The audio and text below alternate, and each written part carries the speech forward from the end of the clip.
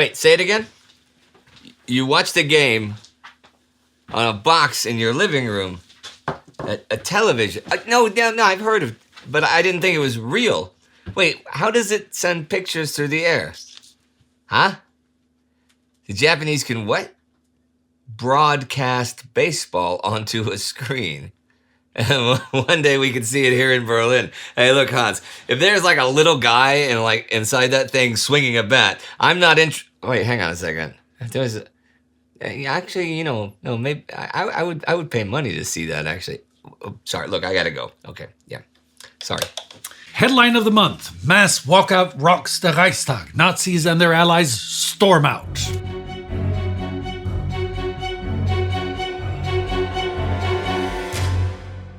I'm Indy Neidell. I'm Spartacus Olsson. This is The Rise of Hitler. Welcome back to the Weimar Wire, covering all of February's fractious frenzies, farcical footnotes, and fucking fiascos. Fucking fiascos? Yeah. Indy, you'll have the Sittenpolizei banging down on the door. Look, last time I checked, this was a free country's party, and if I want to curse on the air, then I can. This is the Weimar Republic, not some kind of authoritarian dictatorship. Fine. Here are the month's other important headlines. Berlin police ban Goebbels der Angriff, citing anti-Jewish incitement. Nazis cry censorship. Röhm overhauls the Nazi paramilitary, the SA, and transforms it into military in all but name. And before we get back to our main headline, though, here's a brief recap of last month. Well, Ernst Röhm was active then. He returned to the Nazi fold, taking command of the SA and unveiling plans for a more militarized paramilitary force. Also, 300,000 miners feared for their jobs, fueling protests and brutal crackdowns as the Depression deepened. Most of Germany celebrated the 60th anniversary of the founding of the German Empire, while Adolf Hitler held a secret meeting with the head of the armed forces. Speaking of Hitler, where's Hitler? What's Adolf up to now in January?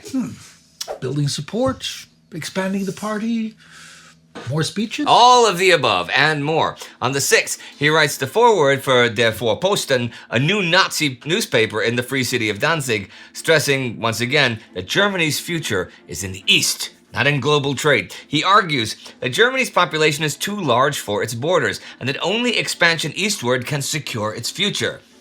So, Lebensraum. I wonder how that's going to go down in Poland. Probably not that well, I would imagine. Anyway, 2 days later, he's delivering a speech at an NSDAP, Nazi Party, agricultural event. Here, he takes a different angle, arguing that Germany must break free from foreign markets and rely on its land. Our future does not lie in the world economy, but in our soil. Yeah. So let me get this straight. Germany needs to be self-sufficient because the global economy is unreliable. But to do that, Germany first needs to take more land. Got it. That's like saying you want to live just off your farm, but first you need to clear out your neighbor's pantry. Well, he sees both as necessary. Germany must be self-sufficient, but to do that, it needs more land. Look, I didn't write it, okay? On the 21st, he celebrates the Nazis' move into their new headquarters, the Brown House. Now, in 1919, they had no office and no staff and just a cigar box for party funds. By 1925, they were at Schellingstrasse 50, but by 1929, they outgrew that. So early last year, they secured Haus Barlow, renaming it the Brown House, which they now celebrate as the symbol of their movement. It will all the more receive the love and understanding of millions who will see in this building the first and enduring visible symbol of our will and struggle. The Nazis are involved in the main headline of this month, the walkout in Parliament. First, Barty, give us some context. What exactly is happening and, more importantly, why? Sure. Throughout our coverage of these many years, we've seen Weimar's parliament descend into chaos quite a few times. Yeah. No confidence votes, motions to dissolve parliament, shutdowns. Heck, in the whole history of the German Republic, no chancellor's cabinet has lasted a full term. Wow. But even in a system built for instability, the sheer volume of political maneuvering is unprecedented. That's why the democratic parties, almost everyone except the Nazis and communists, decide it's time to change the rules. Wait. No, I know I read somewhere. Hang on. No, it's here. Okay. Okay. So, what changes do they propose, right? Okay. Hang on. No confidence votes. Oh, okay. No confidence votes, right? Now they must be clearly worded and introduced in a full Reichstag session. Meaning no more half-baked sabotage attempts just for headlines. Right. And if you propose extra spending or extra tax cuts, you have to show how you're going to pay for it. And the government has to agree that the math works. No more stunt proposals that would bankrupt the state. Exactly. And then there's the press rule. Politicians cannot hide behind parliamentary immunity while running newspapers that violate press laws, like Nazi MP Joseph Goebbels, editor of Der Angriff. And it's about time. Just this month, on the 7th, the government faces yet another no-confidence motion from the communists and a motion to dissolve the Reichstag from the Nazis. Both fail, right? Yep. And then the Nazis walk out. So that's what this is all about. No. This isn't the walkout we're talking about. It's a different one, and it backfires spectacularly. Because? Because they assume that if they and the communists both leave, the Reichstag won't have enough members to function. Okay. But in such cases, Reichstag President Paul Löbe, a social democrat, sets the agenda all by himself. He doesn't hesitate. He puts the bylaw changes at the very top. Okay. This catches the Nazis off guard, as Vorwärts notes. They made long faces when they heard they had only sabotaged their own intentions. So now the agenda is set. I'm guessing, though, the Nazis and communists won't just, sit back and let it happen. No, not a chance. They launch a full-scale obstruction. Oh, boy. They don't waste any time. When the Reichstag convenes on February 9th at 4:17 p.m., they immediately try to stall. Like a bunch of dewdroppers. A row of dead soldiers. A pack of flat tires. Here's how Vorwärts describes it. The obstruction was led by the National Socialists, particularly Vice President of the Reichstag Stur. The communists fully subordinated themselves. The bitterest enemies of the people's rights stood together. Okay, but how do they actually stop the vote? By turning the sessions into an administrative nightmare. See, the Reichstag also needs to pass the 1931 budget, so they demand a roll call vote on every single item, down to the last mark and pfennig. But that would take forever. Yeah, exactly. Such a procedure would require around 3,000 hours or 375 working days. The budget for 1931 would be completed by summer 1932. So wait, does this actually work? Are they still sitting there voting now? No, not quite. The government regains control before things spiral out of hand, you see. And then they just sit there and take it. Of course not. No. If they can't block it, they'll disrupt it. The chamber erupts, heckling, shouting, anything to derail the session. Löbe isn't having it, though. He starts throwing out the worst offenders one by one. Like who? Well, Nazis and communists, obviously, but they still aren't done.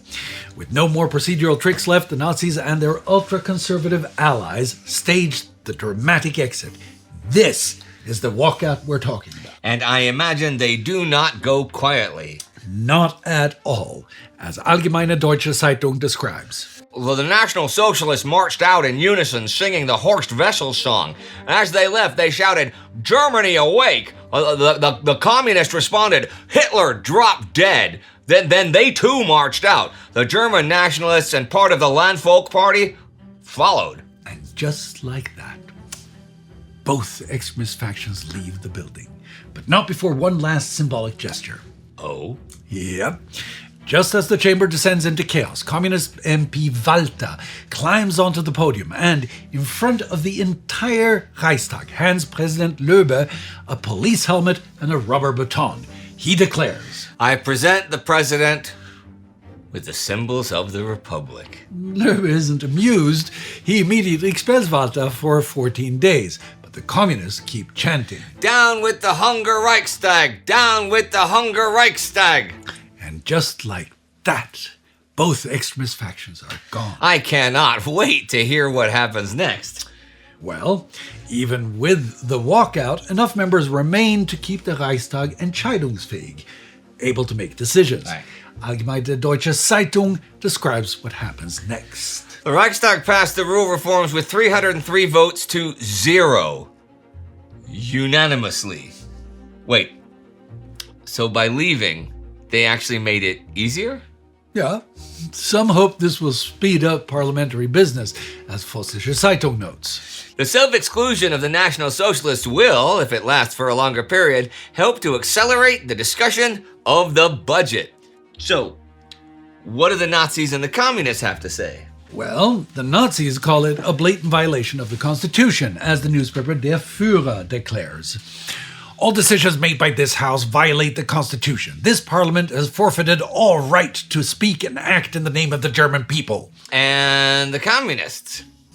They don't hold back either. The gagging laws in the Reichstag are part of the fascist dictatorship. Intensify your mass struggle. Down with Brüning! Down with his ruthless henchmen! The SPD!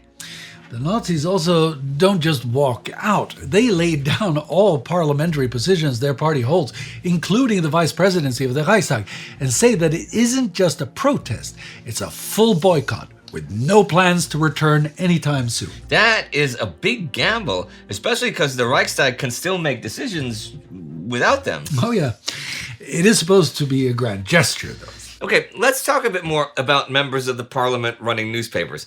This month, Goebbels' newspaper, Der Angriff, gets banned. Oof, really? Why? Well, it had been pushing the limits for a while. The Berlin police again pulled the plug from the 4th until the 16th of this month, citing the Reich protection law. The reason? Der Angriff openly justifies anti-Semitic nationalist violence. Wait, outright calls for violence? Yes. The final straw was an article titled Blood Drinkers of the Reds. Yep. Directly encouraging political violence against communists and Jews. And Goebbels? I assume he didn't take that too well. Oh, he was absolutely devastated, but not in the way you'd think. Okay, here is what Joseph Goebbels writes in his diary. Still sick. Not surprising after yesterday's disaster. Bills piling up. Car bill, 1,000 marks. Angriff, banned for 14 days. Everything is going wrong. Thinking about what to do next. The Angriff ban hurts the most. Costs us 15,000 marks. Not to mention the moral loss. Went to bed. Slept like a rat. But it's not just Der Angriff. Several Nazi newspapers now suffer temporary prohibitions. Völkischer Beobachter, Der Trommler, Der Freiheitskampf, Schlesische Tageszeitung, and others. And it's not just happening in Germany. As of this month, many of these same papers are now banned in Czechoslovakia as well. What does Czechoslovakia have to do with any of this? A lot, at least according to the Nazis. These bans in Czechoslovakia show most clearly in whose interest Severin governs when he suppresses the Nazi press in Germany. He stands in a front with the French, Poles, and Czechs. So they're turning this into a nationalist rallying cry? Exactly. It's not about breaking the law, it's about Germany being betrayed from within. But it's not just the Nazis. The communists are hit too. The Hamburger Volkszeitung is banned, and in Munich the authorities shut down Die Neue Presse, the Bavarian communist newspaper. What do they say in response? Our prediction that the temporary ban on the Völkischer Beobachter is just a maneuver to target the KPD press is already being confirmed. Both factions now get to play the victim. The Nazis say Weimar is selling out Germany. The communists call it proof of the capitalist conspiracy against them. In short, the Republic is playing defense while its enemies are always on the attack. Speaking of which, this brings me to our next piece. Ernst Röhm, leader of the Nazi paramilitary militia, the SA, and Hitler make some sweeping changes to the SA. Over the last few months, Hitler and the Nazi movement have made a big deal out of their so-called commitment to legality. No more coups, push attempts, no. Just a legal path to power through voters. But this legal strategy comes with an image problem, and Hitler sees internal attacks on SA leadership as part of it. According to his February 3rd decree, complaints and denunciations against SA men are piling up, especially against SA leaders for their personal lives, and Hitler is not happy about it. The oberste SA-Führung has received a series of reports and denunciations against SA leaders and men. These are often simply attacks taken from political or personal opponents. The SA is not a moral institution for the education of young ladies, but an association of rough fighters. The senior SA leaders receiving such reports must first examine whether the accuser should be held accountable and, if necessary, expelled from the SA or the movement altogether. So the SA is supposed to stay in line to protect the party's legal image, but at the same time, Hitler is making sure their members can't be questioned. That does not add up. At the same time, Röhm is placing his loyalists in key leadership positions, men like Edmund Heines and Karl Ernst, while purging or sidelining SA figures who had previously challenged Hitler, like Walter Stennis. But that's not even the most significant shift. Röhm is also completely restructuring the SA's command system. Up until now, regional Nazi party bosses, Gauleiters, had control over SA units in their region, but that is over. Röhm appoints SA leaders himself, and they report only to him and ultimately Hitler. The SA now follows a rigid military-style hierarchy. The chain of command runs from Schar, Trupp, Sturm, Sturmbahn, Standarte, Untergruppe, Gruppe, and at the very top, the oberste SA-Führung, Röhm himself. Well, that is like a military structure. Well, Röhm isn't hiding it. He envisions the SA as a future revolutionary army, one that could one day replace or absorb the Reichswehr. So now I really don't get it. On the one hand, they say they're committed to, doing everything legally. On the other, Röhm is reorganizing the SA like an army, and Hitler is making sure they are not held accountable. Where does that leave them? Well, somewhere between trying to look legal and preparing for something else. Okay. Well, whatever it is, I bet this is just the beginning, yeah? Okay, but enough of Germany for now. On to the global wire with the most important and interesting events from outside Germany. Sparty, this world is getting faster and faster. I know. Technology, politics, everything. Blink and suddenly the world's changed again. Nope. I mean literally faster. British racer Malcolm Campbell just set a new land speed record, 245.7 miles per hour at Daytona Beach. 245? That's absurdly fast. 245.7, and yeah. To put it in perspective, Around the World in 80 Days came out 59 years ago, and back then, 80 days was considered inconceivably fast to circumnavigate the globe. And now, at this speed, if you had the roads, you could literally drive around the world in just over 4 days. Assuming you don't hit a tree first. Yes, assuming I don't hit a tree first. Okay. Here's something that shows the world is really changing, right? Japan made its first television broadcast this month, a baseball game in Tokyo. Since it was live and they couldn't pre-approve a script, they had a government censor on hand just in case things got out of control. Baseball getting out of control? Yeah. Okay, fine. Speaking of things getting out of control, let's talk about Japan's parliament this month. Okay, what happened? Well, Japan's foreign minister, Kijuro Shidehara, defended the London Naval Treaty in the National Diet, saying that since the emperor approved it, it clearly doesn't endanger Japan's security. Okay, well, that's a pretty reasonable argument with the emperor being divine and all. Yeah, except the opposition decides that to mean that if there is any flaw in the treaty, that means the emperor himself made a mistake. One member of the opposition does not take that lightly. In fact, he pulls out a dagger inside the Diet chamber. Next thing you know, there's a full-on brawl with 12 people injured. Parliamentary debate at its finest. Why argue when you can stab? Oh, no. That brings me to the next point. Dodging bullets. Specifically, King Zog of Albania dodging bullets. Literally. He's in Vienna leaving the state opera when 2 Albanian students open fire on his entourage. One of his bodyguards is killed, but Zog walks away without a scratch. Probably reconsidering his travel plans now, Some sources say that Zog returned fire with his own gun, and that would be the first time in modern history a monarch returns fire against his would-be assassin. I'm not surprised he has a gun, though. People have tried to kill him literally dozens of times. Well, maybe that's why he smokes so much. You didn't know? Okay. King Zog of Albania, is supposed to be the world's heaviest smoker. He smokes 200, and according to some, as many as 250 perfumed cigarettes every day. I don't even know what to say. Well, why don't you say, let's talk about British politics? Okay, let's talk about British politics. Let me guess. Another prime minister resigns. No, not this time. Okay. Oswald Mosley has split from the Labour Party and launched his own new party. And what's the angle? Economic crisis, parliamentary reform, the usual, the system is broken, and I alone can fix it. Yeah, that sounds pretty familiar. Yeah. Yeah, Britain's got its own radical now. The question is, will Mosley be as successful as Hitler or even take over like Mussolini? Only time will tell. Well, that's the Global Wire. Let me say it. That's the Global Wire for this month. Now, quickly, on to the Weimar Wire Political Indicator, brought to you by Time Ghost. And this month, well, good luck figuring it out. Yep.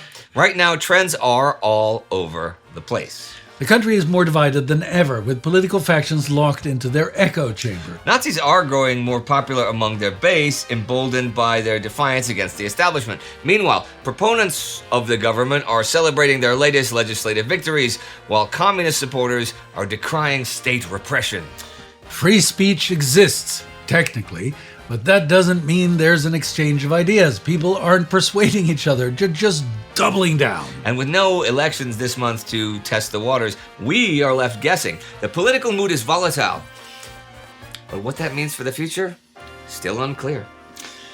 And that wraps up the news. But before we go, some important questions for the future. The government is cracking down on extremist newspapers. But is this just the start of a wider battle for control of the press? And with Röhm's SA reform centralizing power under Hitler, how long until the SA starts looking less like a street militia and more like a real army? The Nazis claim to be committed to legality, but with the newspaper bans and SA shakeup, will they be able to keep that promise? And with the new bylaws aimed at keeping radical parties in check, will they actually curb extremism or just escalate the political conflict even further? And how long will the Nazis and their allies stay out of the Reichstag?